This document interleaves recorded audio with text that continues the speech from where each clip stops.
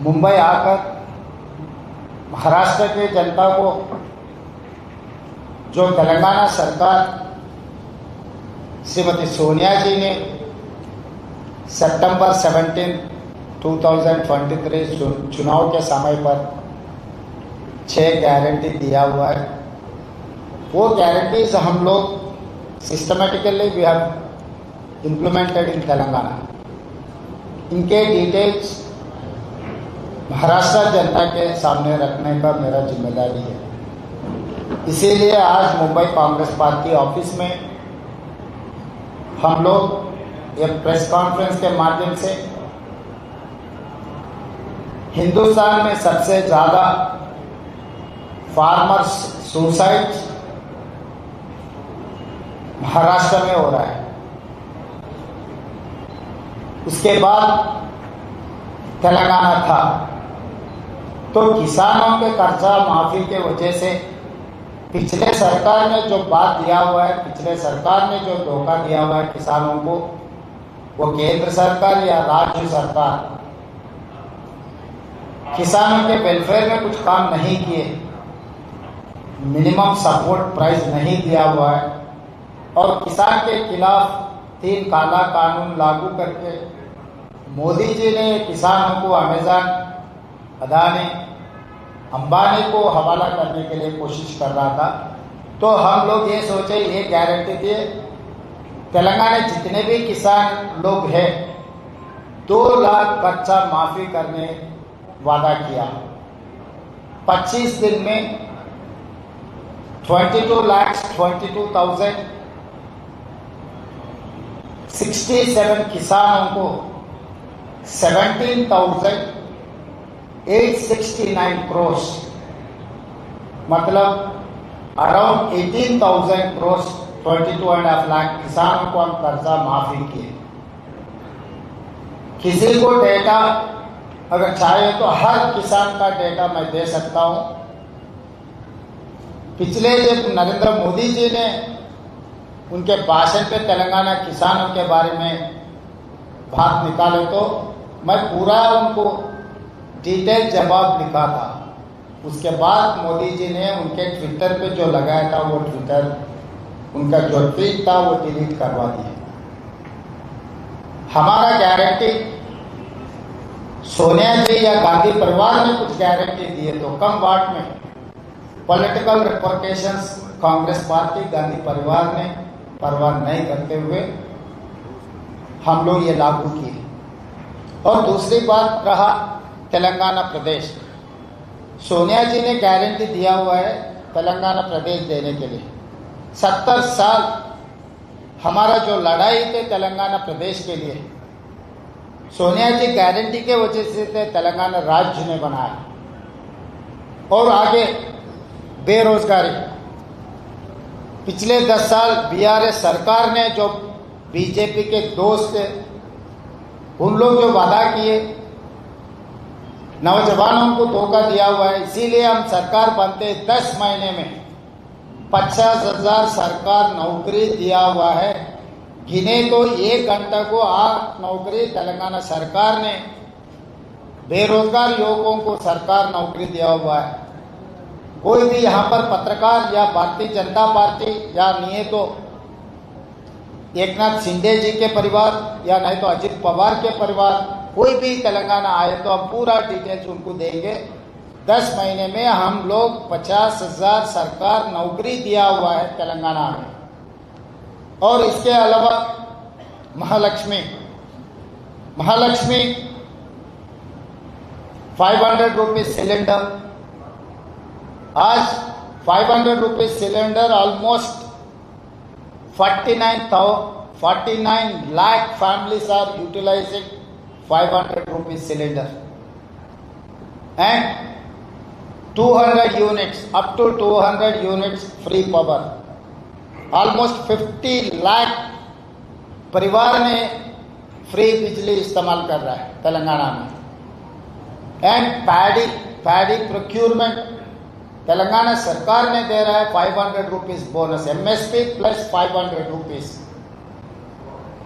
ये सब सारे तेलंगाना सरकार, तेलंगाना राज्य में जो किसानों को, युवकों को, महिलाओं को और RTC bus Mahalakshmi free ride in RTC buses 1,04,00,000 women have utilized last 10 months this facility.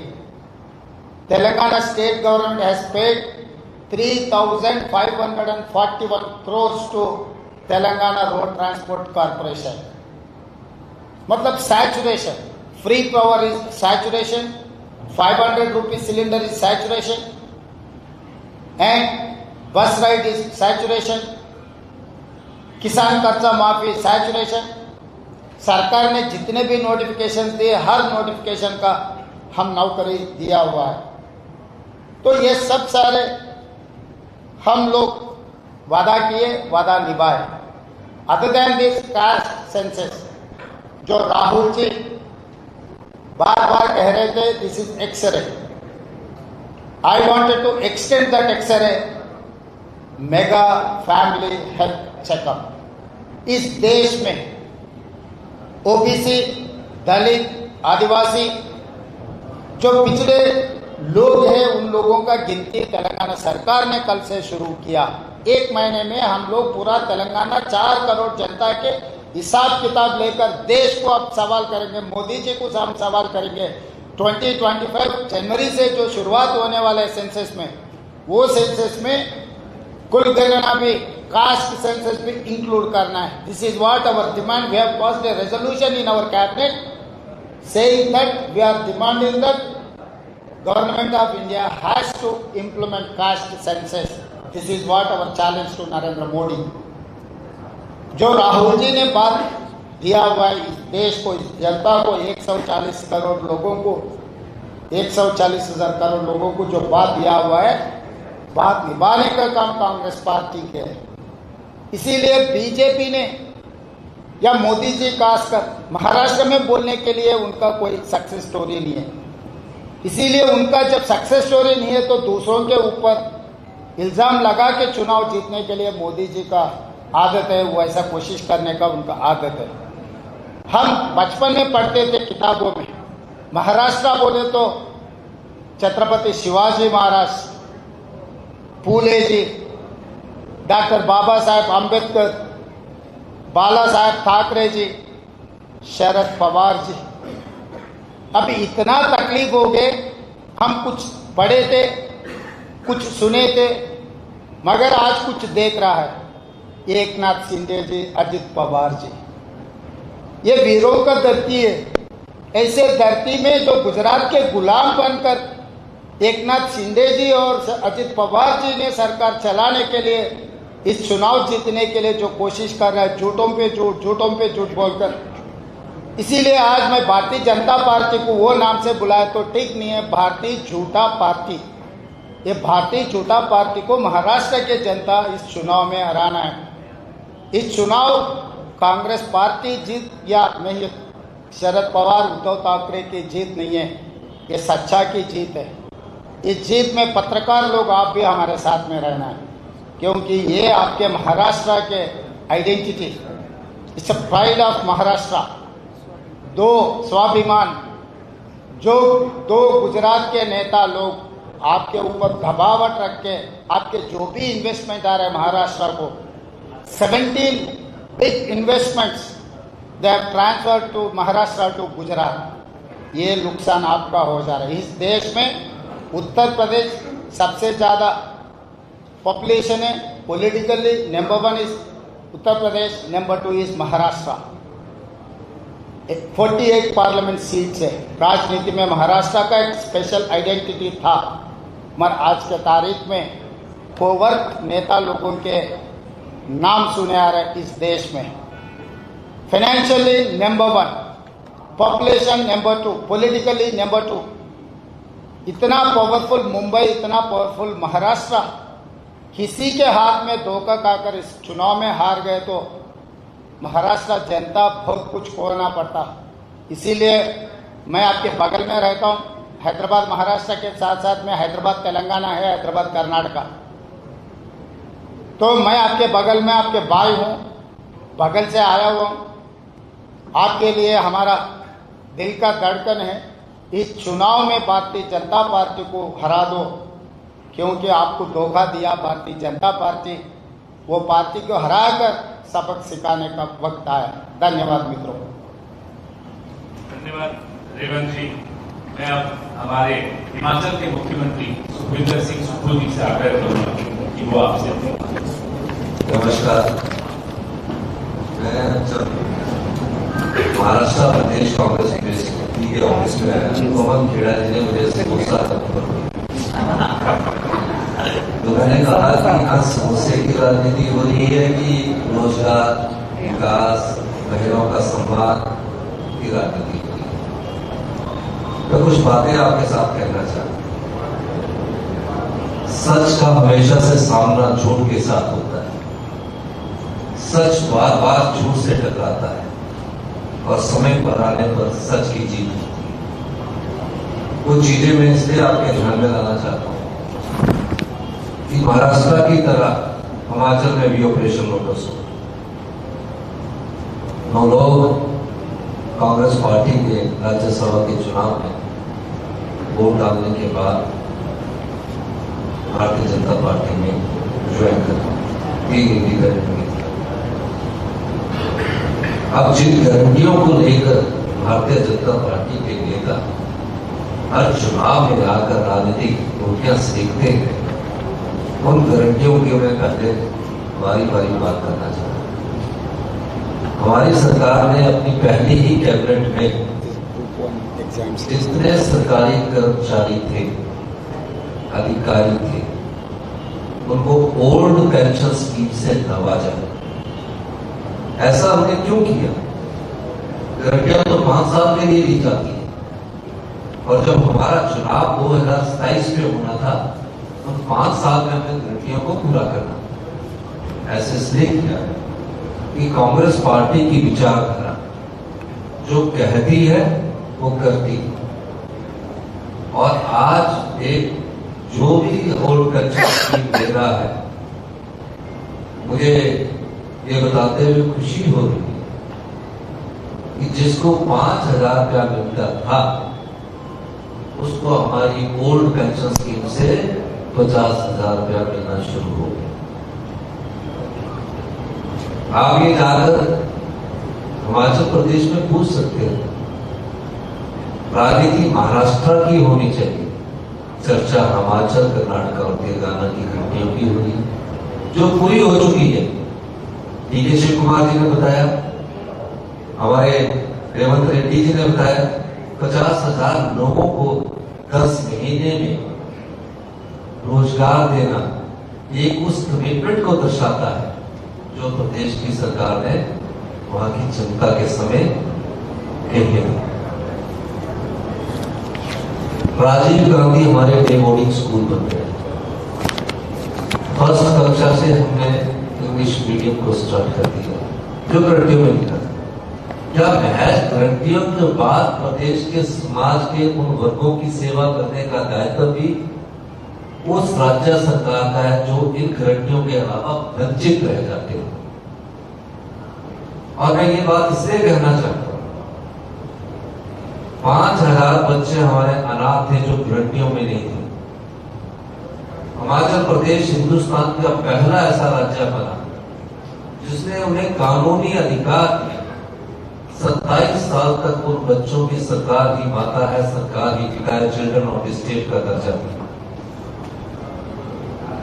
हम तो उससे भी आगे बढ़े। हिमाचल प्रदेश पहला ऐसा राज्य है जहां किसान को लाभ पहुंचाने के लिए प्राकृतिक खेती से पैदा हुआ मक्की का मिनिमम सपोर्ट प्राइस 30 रुपए प्रति किलो निर्धारित किया गया, जिसे एमएसपी बोलते हैं। गेहूं का प्राकृतिक खेती से आधारित एमएसपी 40 रुपए किलो किया गया। भारत सरकार ने प्रेशर के साथ कर दिया। देश में कोई भी ऐसा राज्य नहीं है जहां दूध का मूल्य, न्यूनतम समर्थन मूल्य एमएसपी 45 रुपए प्रति लीटर निर्धारित किया गया है। सरकार खरीद रही है। भैंस का दूध का मूल्य 55 रुपए निर्धारित किया गया है। देश का कोई भी ऐसा राज्य नहीं है 58 साल से ऊपर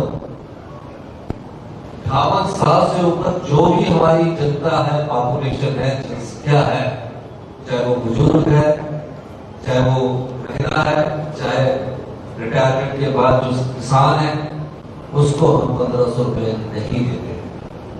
58 साल से ऊपर हिमाचल प्रदेश की छोटी जनसंख्या 75 लाख के करीब है, हमारी जनसंख्या कम होनी शुरू हो चुकी है। हम सब 58 साल से ऊपर जो भी परिवार के जितने भी सदस्य है, एक परिवार में अगर 5 सदस्य है तो 1500 रुपया हम हर परिवार को दे रहे हैं। 18 साल से ऊपर जब हमारी बेटी बढ़ जाती है उसको हम 1500 रुपया दे रहे हैं।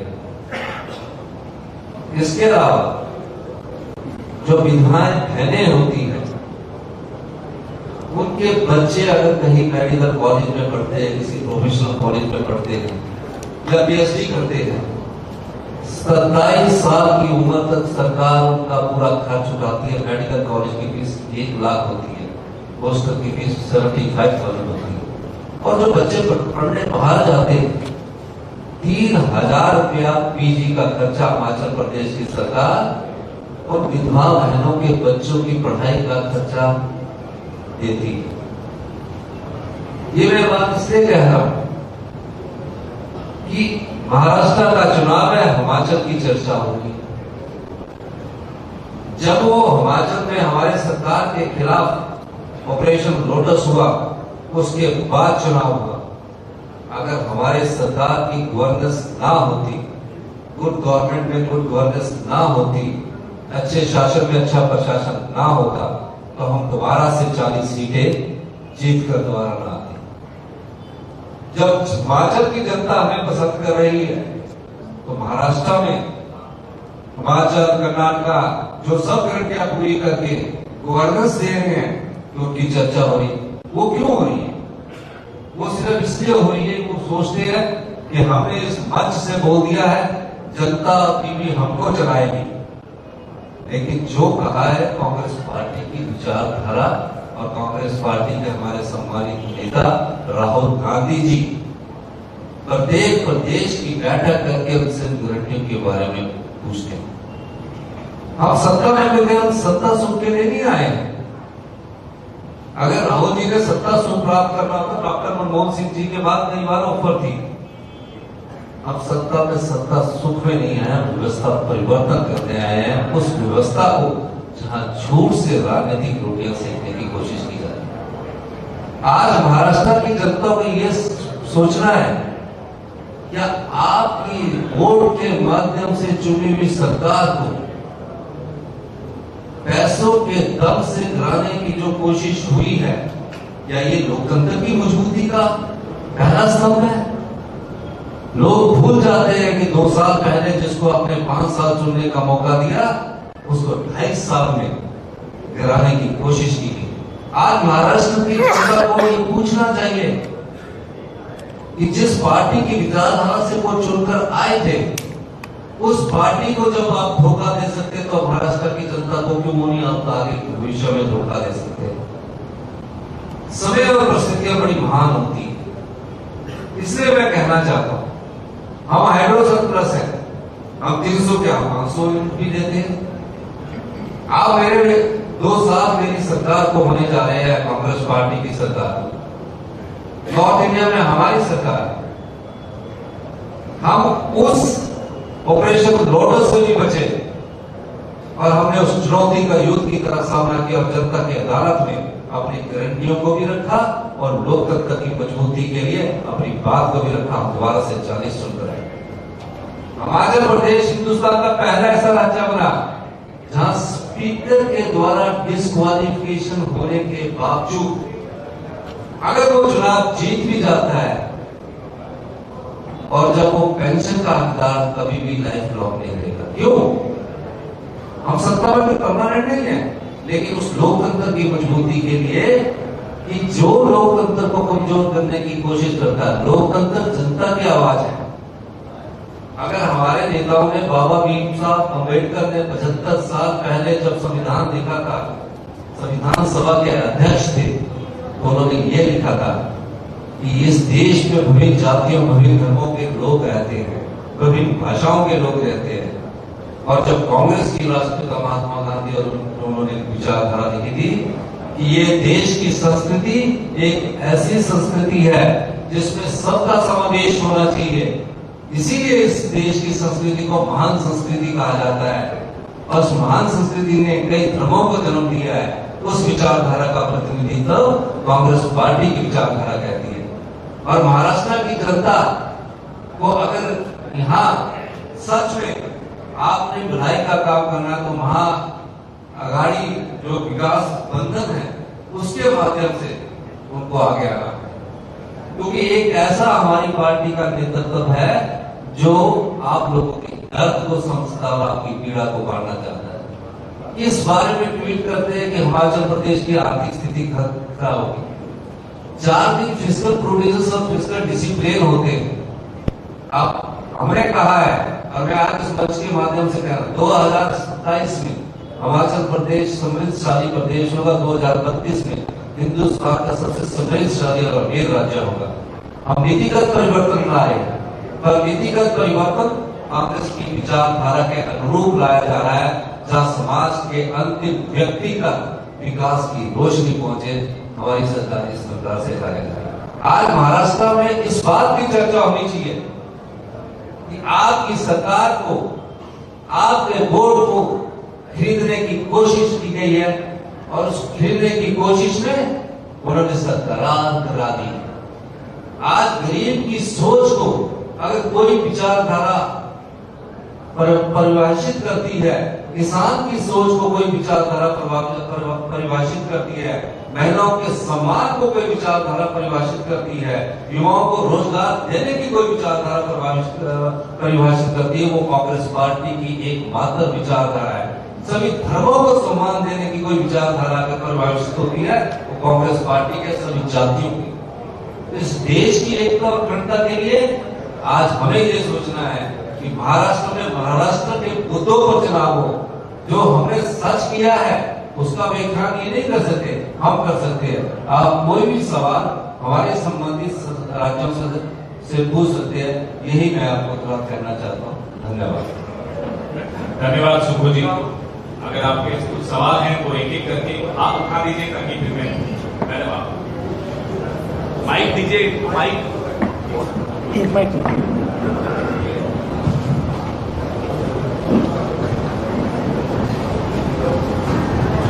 आपका सवाल किससे है वो भी बता दीजिए। मेरा सवाल एक तीनों से है।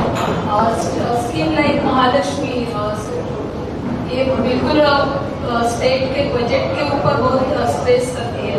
आप लोगों ने इसके ऊपर किस तरीके का सॉल्यूशन निकाला है, किस तरीके से उस पर